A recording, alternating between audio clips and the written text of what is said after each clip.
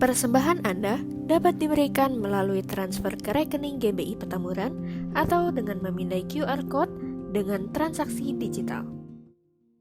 Shalom wanita-wanitanya Allah yang luar biasa. Dimanapun ibu-ibu semua berada, kita akan memulai ibadah kita pada hari ini. Biarlah kasih karunia Tuhan melingkupi kita, melingkupi ibadah kita. Kita mau tundukkan kepala. Terima kasih dan terima kasih Tuhan buat semua penyertaan Tuhan, buat anugerah Tuhan, buat kasih setia Tuhan hingga kami boleh ada, kami boleh sehat, kami boleh ada pada hari ini Tuhan. Karena kasih karunia Tuhan, kami akan mulai ibadah kami pada hari ini. Mari Tuhan berkati ibadah kami, sucikan, kuduskan, layakkan kami memuji, meninggikan Engkau, mengagungkan Engkau. Terima kasih dan terima kasih Tuhan, biar kami boleh terima, kami boleh menerima berkat-Mu Tuhan dalam ibadah ini. Dalam nama Tuhan Yesus kami berdoa, kami buka ibadah kami. Haleluya, amin. Alam semesta melukiskan kemuliaan, kebesaran Tuhan. Haleluya. Haleluya. Alam semesta melukiskan kebesaran Tuhan. Bumi dan surga menyanyikan kemuliaan nama-Mu. Hosana, Hosana, Hosana.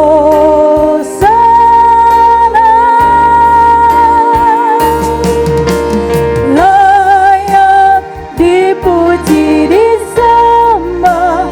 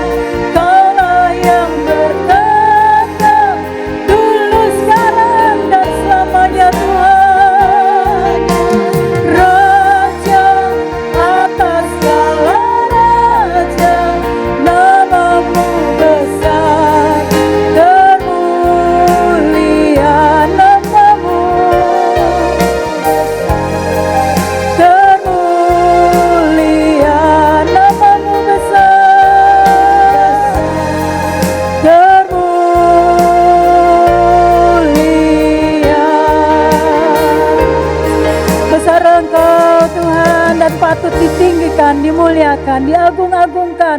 Haleluya. Yang percaya katakan amin. Kita yang sudah diterima penebusan, kita sudah menerima penebusan, kita taat patut mengagungkan, meninggikan. Haleluya.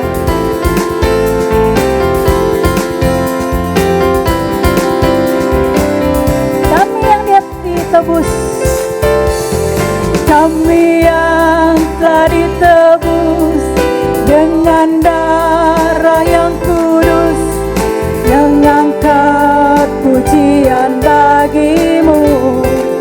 Kami bait kudus-Mu Tuhan, kami bait kudus-Mu, sebagai bukti karya-Mu, nyatakan Kau besar dan hidup. Berlari sampai tujuan, mendapatkan mahkota kekal. Kami terima kuasa-Mu Tuhan, kami terima kemenangan yang Engkau sediakan, untuk kami bawa di setiap langkah. Dimanapun kami berdiri, kemanapun kami kan pergi, di situ pasti mujizat-Mu terjadi. Kami yang telah ditebus, kami yang telah ditebus dengan darah yang kudus, mengangkat pujian bagi-Mu. Kami bait kudus-Mu Tuhan, kami bait. Haleluya. Bagai bukti karya-Mu, nyatakan Kau besar dan hidup. Berlari sampai tujuan, mendapatkan mahkota kekal. Kami terima kuasa-Mu Tuhan, kami terima kemenangan yang Engkau sediakan, untuk kami bawa di setiap langkah. Dimanapun kami berdiri, kemanapun kami kan pergi, di situ pasti mujizat-Mu terjadi. Kami terima kuasa-Mu Tuhan, kami terima kemenangan yang Engkau sediakan, untuk kami bawa di setiap langkah. Dimanapun kami berdiri, kemanapun kami kan pergi, di situ pasti mujizat-Mu terjadi. Di situ pasti, di situ pasti mujizat-Mu terjadi. Di situ pasti mujizat Tuhan terjadi. Amin. Mujizat-Mu terjadi. Haleluya. Kita terima kuasa dari Tuhan. Kalau kita percaya akan semua janji-janji Tuhan dalam kehidupan kita, kita akan mendengarkan sabdanya yang akan disampaikan oleh Bapak Pendeta Didik Mardianto. Kita mau siapkan hati kita untuk menerima sabda Tuhan. Kita percaya janji Tuhan ajaib. Haleluya. Sungguh besar setiamu,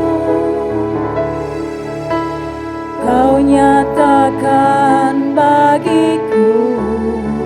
Kau Bapa yang selalu mengerti, Kau Bapa yang selalu mengerti isi hatiku. Kemuliaan-Mu Tuhan,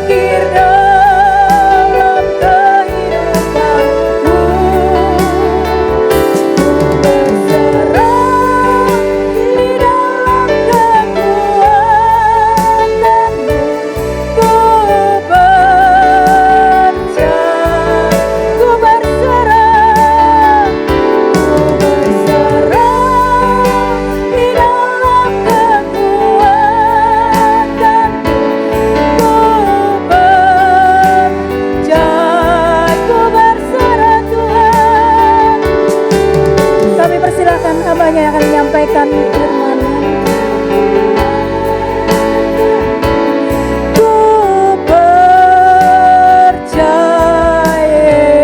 Ku percaya,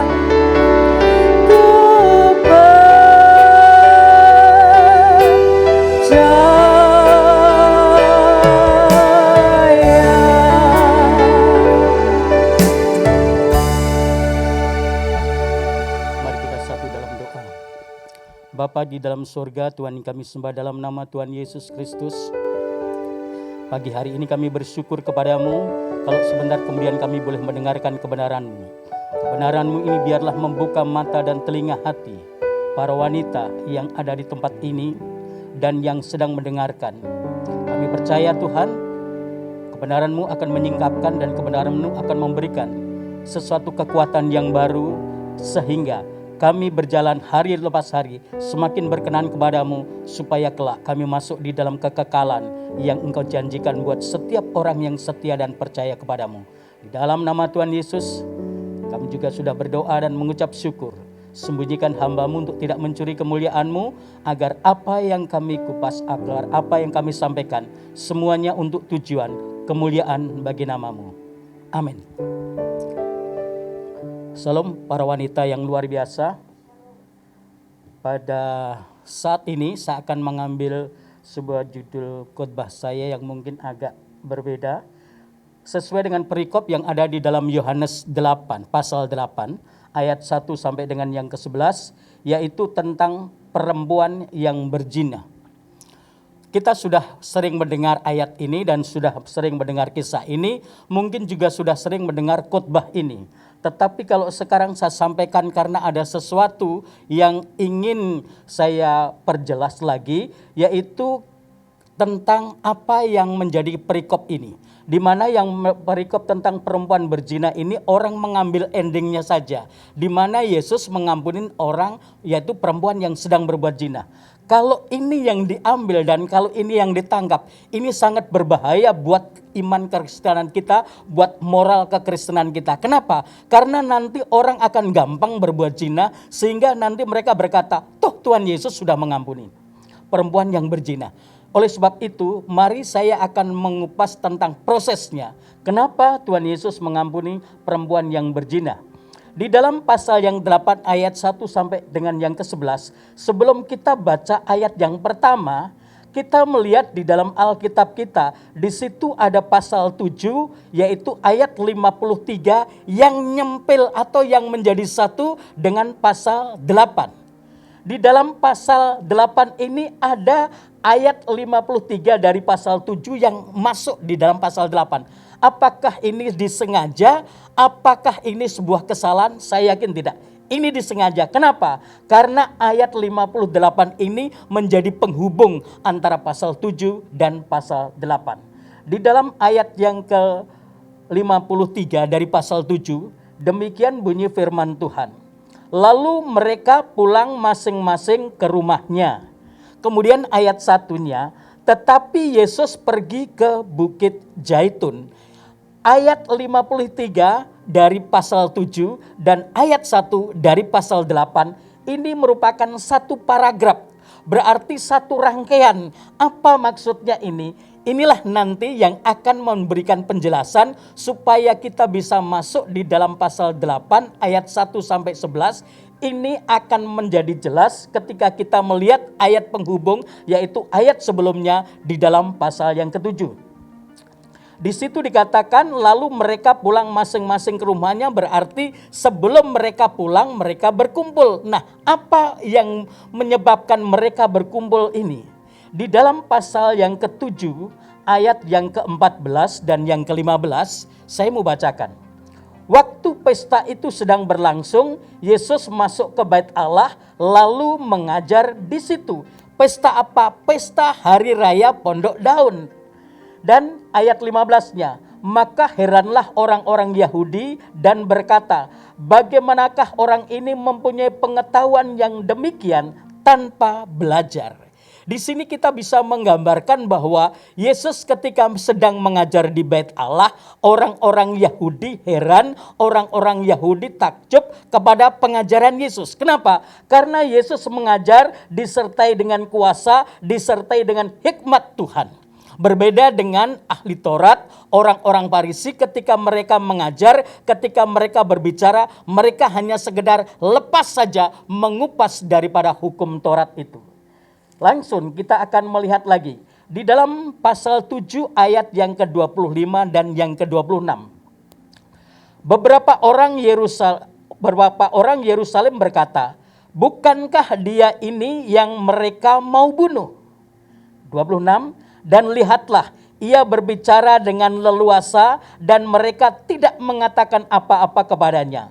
Mungkinkah pemimpin kita benar-benar sudah tahu bahwa ia adalah Kristus?" Dari sini ketika ayat 25 ini disebutkan beberapa orang Yerusalem berkata, "Bukankah dia, siapa Yesus ini yang mereka mau bunuh?" Siapa mereka? Ahli Taurat dan orang-orang Farisi.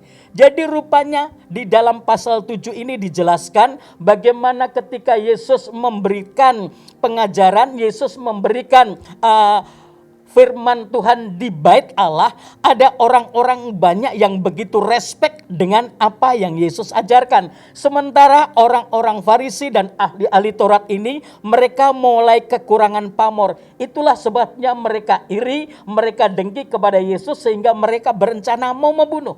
Tetapi ketika Yesus leluasa berbicara di Bait Allah, orang-orang itu justru berbalik berbicara di dalam ayat yang ke-25.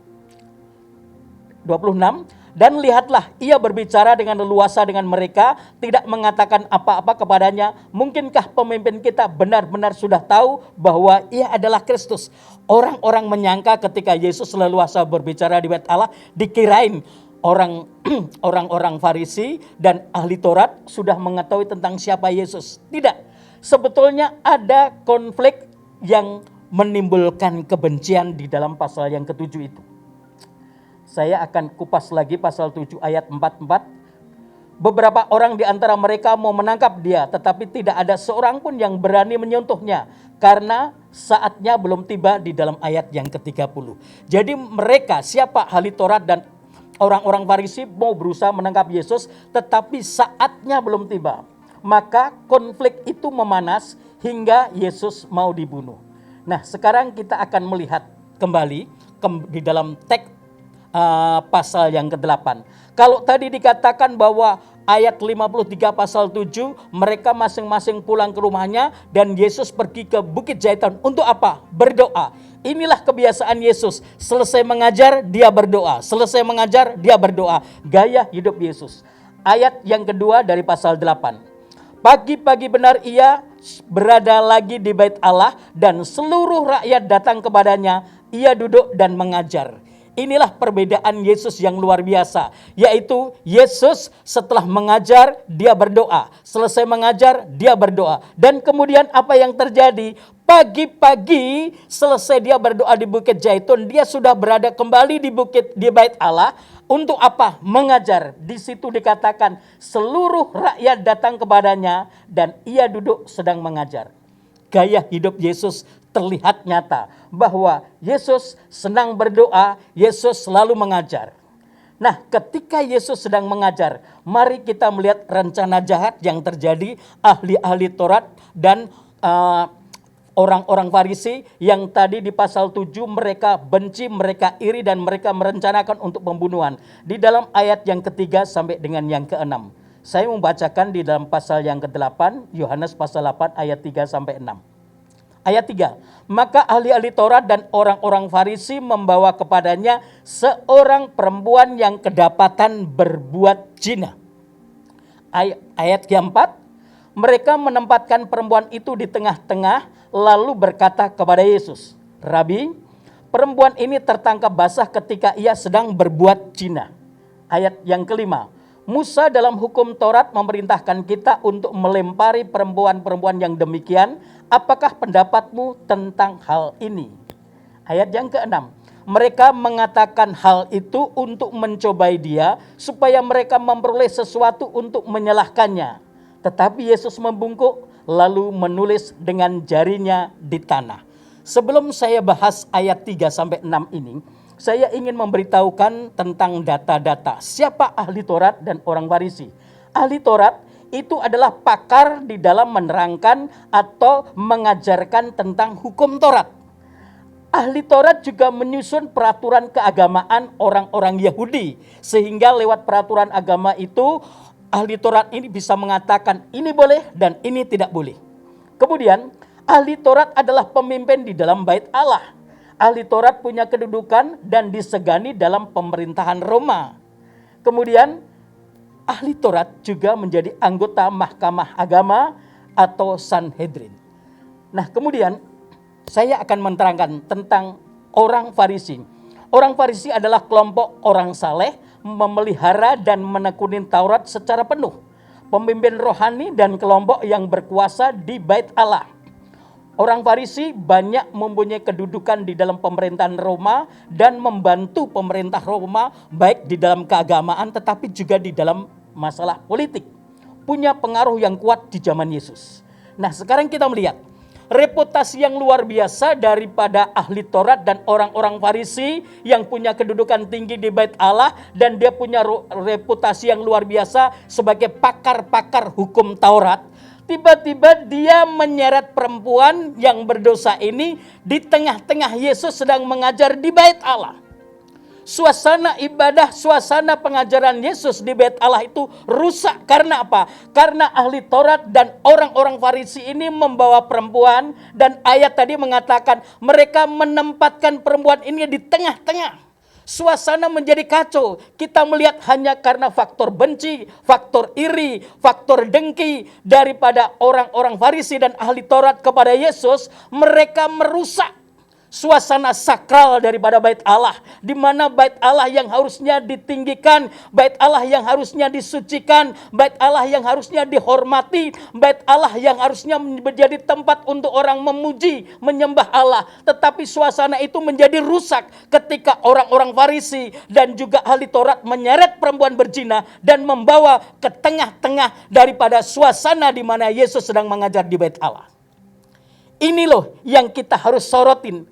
Kalau ahli Taurat yang punya reputasi luar biasa dan orang Farisi yang punya kedudukan tinggi di dalam bait Allah, yang kerjanya cuma ngintip dan nangkep orang berzina, nggak usah punya jabatan seperti itu. Cukup jemaat biasa aja dia bisa ngintip dan bisa menangkap orang-orang yang berzina ini. Ini kan reputasinya berbeda. Yesus mengajar berdoa, mengajar berdoa. Orang-orang Farisi, ahli-ahli Taurat sebagai orang yang punya kedudukan tinggi yang dipandang oleh orang-orang Yahudi pada saat itu, kerjanya cuma mengintip dan menyeret orang yang berdosa. Ini aneh. Makanya di dalam ayat yang ke-6b tadi, apa? Setelah mereka berkata, Rabi, perempuan ini kedapat sedang berbuat zina dan menurut hukum Taurat Musa, perempuan-perempuan seperti ini harus dilempar dengan batu. Yesus apa? Di dalam ayat yang ke-6b, di situ Yesus berkata, tetapi Yesus membungkuk lalu menulis dengan jarinya ke tanah. Yesus cuek. Kenapa? Karena Yesus tidak senang dengan tingkah laku orang Farisi dan juga ahli Taurat yang merusak suasana bait Allah saat Yesus sedang mengajar. Apa yang terjadi? Yesus cuek dengan mereka. Dan kita melihat sekarang ayat yang ke-7. Dan ketika mereka terus-menerus bertanya kepadanya, siapa ahli Taurat dan orang-orang Farisi terus-menerus bertanya kepada Yesus. Yesus pun bangkit berdiri lalu berkata kepada mereka, barang siapa di antara kamu tidak berdosa, hendaklah ia yang pertama melempari batu kepada perempuan ini. Tadinya ahli Taurat dan orang-orang Farisi datang dengan rencana jahatnya, dengan rencana liciknya untuk apa? Menjebak Yesus. Ketika dia berkata, menurut hukum Taurat Musa, perempuan yang kedapatan berzina ini harus dilempar dengan batu. Maka ketika Yesus tadi mengatakan bahwa ia lempari dengan batu, dia setuju. Yesus akan disalahkan karena apa? Ajaran tentang kasih dan pengampunan meleset. Tidak sesuai dengan apa yang Yesus ucapkan kalau misalnya Yesus menyetujui untuk dilempar. Tapi kalau Yesus berkata bahwa jangan dilempar dengan batu, diberikan pengampunan, maka Yesus juga akan disalahkan. Karena apa? Yesus berkata, kedatanganku ini tidak meniadakan hukum Taurat satupun tidak. Justru aku datang untuk menggenapi. Tetapi ketika dia mengatakan bahwa dia tidak mau menghukum perempuan ini, Yesus disalahkan karena apa? Dia tidak mentaatin hukum Taurat. Yesus tahu rencana licik mereka. Makanya Yesus dengan cerdik dia berkata, barang siapa di antara kamu yang tidak berdosa, dia yang pertama melempari perempuan ini dengan batu. Mereka kaget dengan jawaban Yesus. Rancangan-rancangan jahat yang ada di dalam diri mereka, mereka menjadi bingung karena apa? Ketika mereka dikatakan bahwa siapa yang tidak berdosa, dialah yang pertama kali melempari dengan batu. Mereka ahli Taurat, mereka tahu hukum Taurat. Bahwa tidak setiap orang sudah berdosa dan setiap orang kurang berkenan kepada Allah. Mereka tahu bahwa setiap orang berdosa, maka mereka tidak mau melemparin perempuan ini karena apa? Mereka orang berdosa. Mereka tahu Taurat. Disinilah kecerdikan Yesus. Lalu ayat yang ke-8. Selesai berbicara barang siapa yang tidak berdosa, dia yang pertama kali melempari dengan batu. Ayat yang ke-8. Lalu ia membungkuk pula dan menulis di tanah. Sekali lagi Yesus melihat betapa dia cuek. Dia gak peduli dengan rombongan ahli Taurat dan orang Farisi yang datang menyeret orang perempuan berdosa di tengah-tengah bait Allah saat Yesus sedang mengajar. Yesus cuek karena apa? Karena Yesus nggak respect dengan reputasi mereka yang luar biasa. Tapi mereka merusak suasana bait Allah. Orang-orang yang haus, orang-orang yang serius mendengarkan. Dan orang-orang yang serius untuk mengetahui pelajaran-pelajaran yang diberikan oleh Yesus. Menjadi terdiam, menjadi kacau gara-gara kelompok ini datang menyeret perempuan berdosa. Kita melihat selanjutnya. Di dalam ayat yang ke-9. Tetapi setelah mereka mendengar perkataan itu, pergilah mereka seorang demi seorang, mulai dari yang tertua. Akhirnya tinggallah Yesus seorang diri dengan perempuan itu yang tetap di tempatnya. Saya ingin memberitahu, saat Yesus berkata kepada orang-orang Farisi dan ahli Taurat, jika kamu tidak berdosa, dialah yang pertama kali melemparin. Mereka merasa terpukul dengan ucapan itu. Mereka merasa terpojok. Rancangan-rancangan jahat yang sudah mereka perbuat menjadi kacau karena apa? Karena Yesus begitu cerdik membalikkan sebuah perkataan, bukan memberi keputusan, tapi membalikkan sebuah perkataan. Kalau kamu gak berdosa, lemparin. Akhirnya apa? Mereka mundur satu demi satu karena apa? Karena mereka sudah kalah. Mereka gagal maning. Sehingga mereka mundur. Dan ketika mereka mundur, Alkitab mengatakan mulai dari yang tertua sampai dengan yang muda mereka mundur. Dan yang menjadi celaka di sini akibat daripada perbuatan orang-orang Farisi dan ahli Taurat ini adalah orang-orang yang tadinya banyak datang di bait Allah mendengarkan Yesus sedang mengajar, mereka pun juga ikut bubar karena apa? Suasananya sudah kacau saat itu. Ketika orang Farisi dan ahli Taurat datang menyeret perempuan berdosa dan berkata kepada Yesus, hukum apa yang harus diterapkan? Menurut hukum Musa, dia harus dilempari dengan batu. Suasana yang sudah tidak kondusif, suasana yang sudah tidak ada kesejukan lagi, membuat orang-orang yang tadinya mau datang, yang tadinya datang mendengarkan firman Tuhan, mereka pulang masing-masing. Tinggallah Yesus dan perempuan itu. Nah, kemudian kita melihat ayat yang terakhir, yaitu yang ke-10 dan yang ke-11. Yesus memberi pengampunan.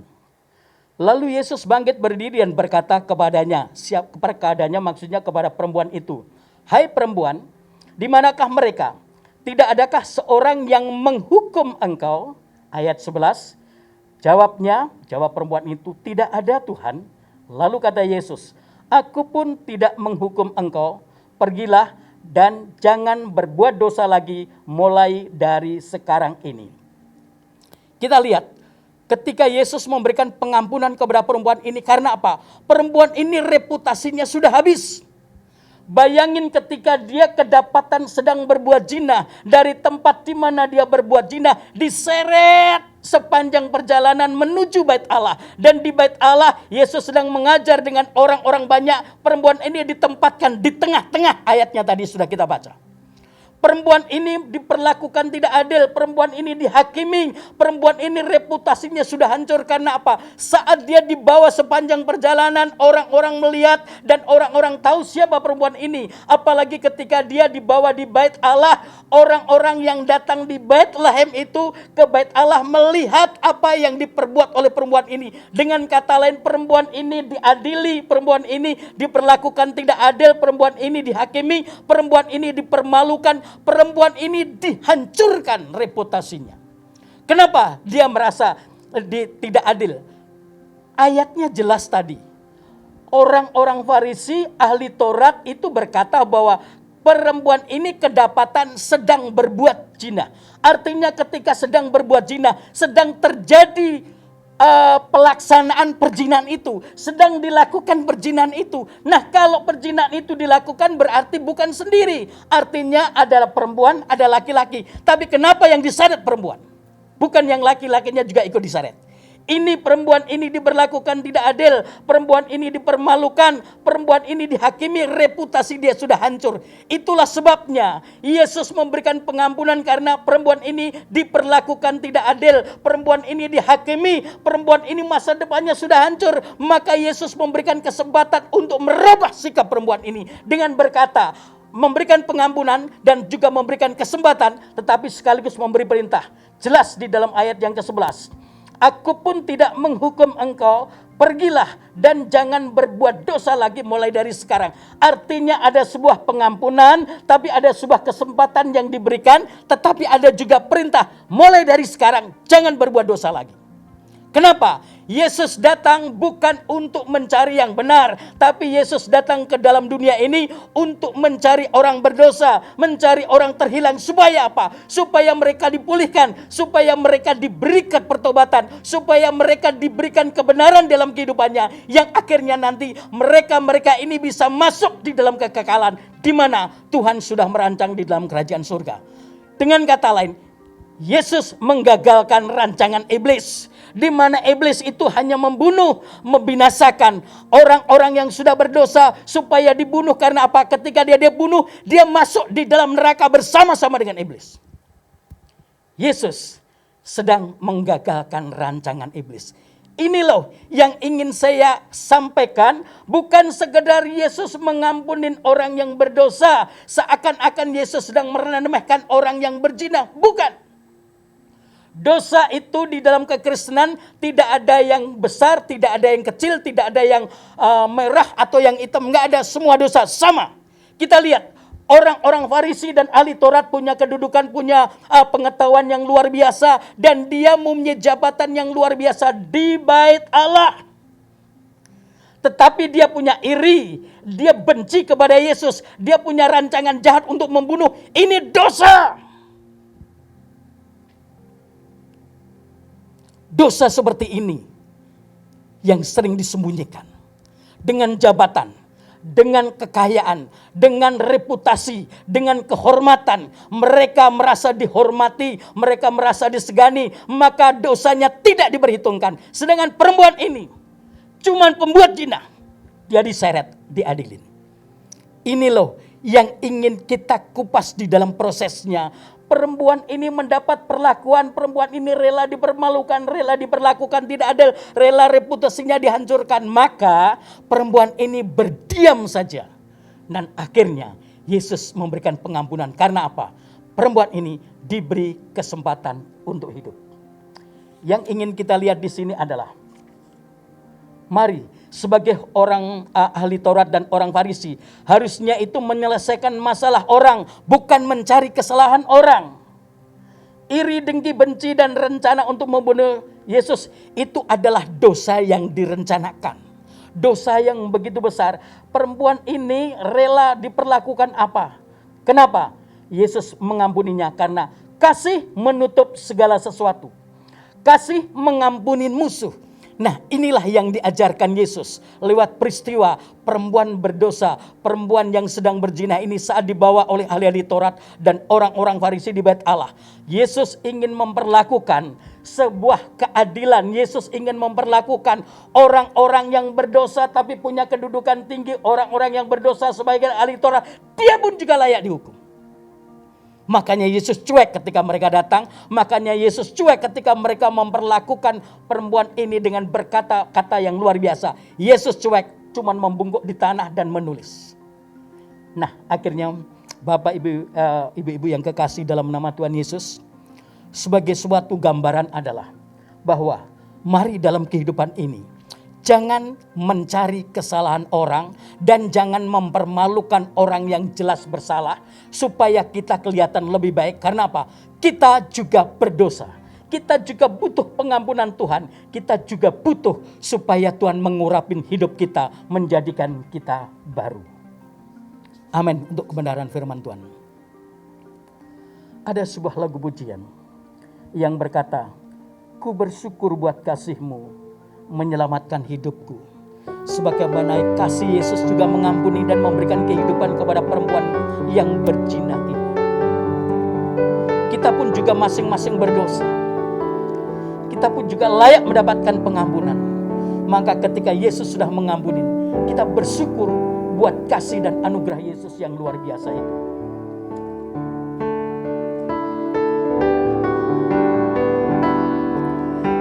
Bersyukur buat kasih-Mu menyelamatkan hidupku. Oh Yesus, Tuhan dan Rajaku. Dengan apa kan ku balas anugerah-Mu yang ajaib? Biarlah hidupku selalu menyenangkan hati. Sekali lagi, ku bersyukur Tuhan. Ku bersyukur buat kasih-Mu menyelamatkan hidupku. Oh Yesus, Tuhan dan Rajaku. Dengan apa kan ku balas anugerah-Mu yang ajaib? Biarlah hidupku selalu menyenangkan hati-Mu. Betapa kagum ku melihat perbuatan tangan-Mu, ajaib dan mulialah kuasa-Mu nyata dalam hidupku. Sungguh ku tak dapat mengerti besarnya karya, oh indahnya, oh heran kasih-Mu.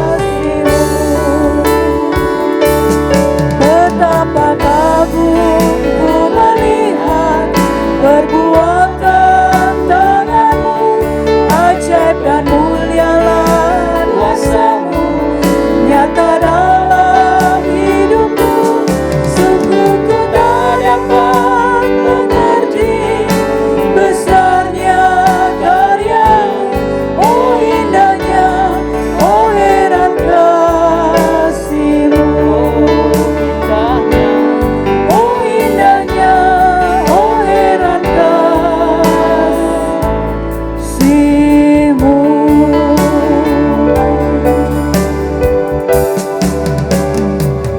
Kami bersyukur buat kasih dan setia dan pengampunan-Mu dan kesempatan yang Kau berikan bagi kami. Sebagaimana Engkau sudah mengampuni perempuan yang berbuat zina ini, maka kami pun percaya Engkau pun memberikan pengampunan buat kami. Orang-orang yang berdosa, mungkin kami terlalu egois, mungkin kami orang-orang yang selalu memanfaatkan orang lain, mungkin kami selalu menilai orang lain lebih rendah daripada kami, mungkin kami menganggap bahwa kami lebih hebat daripada yang lainnya. Tapi saat ini kami mendapatkan sebuah pelajaran. Orang-orang Farisi dan ahli Taurat yang terhormat, punya kedudukan tinggi, tapi Yesus cuek dan Yesus tidak peduli. Justru perempuan yang berdosa, yang berzina ini, Yesus peduli dan Yesus ampuni. Karena apa? Dia sudah mendapatkan perlakuan yang tidak adil. Hari ini, sebagai wanita-wanita Betel, engkau mungkin sering diperlakukan tidak baik kepada suamimu, kepada orang-orang di sekelilingmu, atau mungkin engkau sedang dicela lewat pelayanan-pelayananmu yang tulus. Tapi ketahuilah, Yesus melihat orang-orang yang diperlakukan tidak adil. Yesus melihat orang-orang yang rela disakitin. Yesus memberikan pengampunan dan kesempatan kepada orang-orang yang dipermalukan. Jadilah wanita-wanita yang hebat. Saat engkau diperlakukan apapun lewat orang-orang di sekelilingmu, tetaplah kuat. Karena apa? Yesus melihat dan Yesus memberikan pengampunan, bahkan Yesus memberikan kekuatan. Terima kasih Tuhan, kami percaya wanita-wanita Bethel Indonesia akan menjadi wanita-wanita yang berdampak, wanita-wanita yang memberikan kekuatan, wanita-wanita yang memberikan hikmat dan kebijaksanaan di dalam rumah tangganya, di dalam pelayanannya maupun dimanapun mereka berada. Sehingga wanita-wanita Bethel dilihat menjadi wanita-wanita yang hidup serupa dengan Kristus. Terima kasih Tuhan, kami percaya bahwa Engkau sudah mengurapin wanita-wanita yang luar biasa ini. Di dalam nama Tuhan Yesus, yang percaya katakan amin. Haleluya. Kita sudah mendengarkan firman Tuhan yang disampaikan oleh Bapak Pendeta Didik Mardianto. Biarlah ini menjadi rema dalam kehidupan kita, wanita-wanitanya Allah. Terima kasih Bapak Pendeta Didik Mardianto. Biarlah Tuhan yang tetap menyertai pelayanan, pekerjaan, juga keluarga Bapak Pendeta Didik Mardianto. Kita akan tutup ibadah kita pada siang hari ini. Kita mau minta Tuhan tetap pimpin kita setiap jam, setiap waktu. Haleluya. Terima kasih Tuhan. Ya Tuhan, tiap jam ku merenungkan-Mu. Engkaulah yang memberi sejahtera penuh. Setiap jam ya Tuhan, Dikau ku perlukan. Ku datang juru selamat, berkatilah.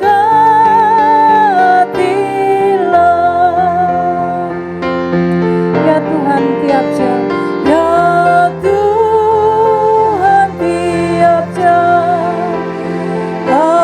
Ajarkan maksud-Mu, di janji-Mu genap di dalam hidup-Mu. Setiap jam ya Tuhan, Dikau ku perlukan.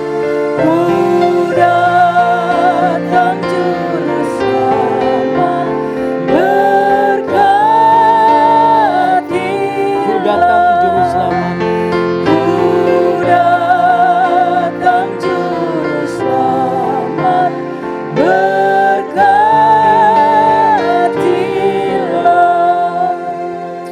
Angkat tanganmu dan terimalah berkat. Biarlah roh dan damai sejahtera Allah Bapa di surga, roh dan damai sejahtera daripada Tuhan Yesus Kristus, dan juga roh dan damai sejahtera dari Roh Kudus akan menyertai, memberkati, dan juga melindungimu mulai saat ini sampai selama-lamanya, hingga Tuhan Yesus datang untuk kali yang kedua menjemput kita, orang-orang percaya. Yang percaya katakan amin. Selamat siang dan sampai jumpa pada Jumat yang akan datang. Terima kasih, Tuhan memberkati.